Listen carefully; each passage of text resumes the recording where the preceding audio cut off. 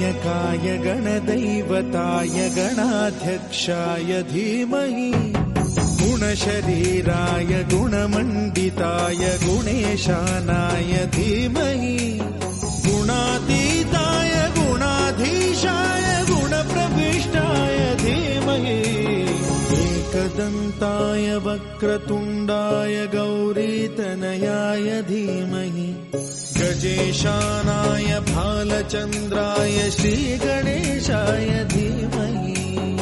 एकदन्ताय वक्रतुण्डाय गौरीतनयाय धीमहि गजेशानाय भालचन्द्राय श्रीगणेशाय धीमहि गानचतुराय गानप्राणाय गानान्तरात्मने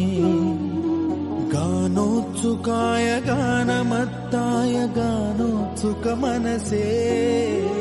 गुरुपूजिताय गुरुदैवताय गुरुकुलस्थायिने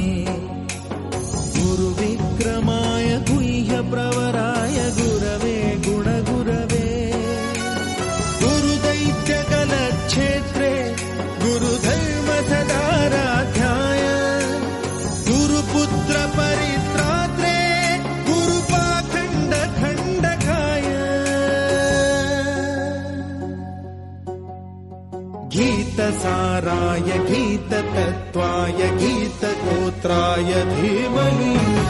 गूढगुल्पाय गन्धमत्ताय गोजयप्रदाय धीमहि गुणातीताय गुणाधीशाय गुणप्रविष्टाय धीमहि एकदन्ताय वक्रतुण्डाय गौरीतनयाय धीमहि गजेशानाय भालचन्द्राय श्रीगणेशाय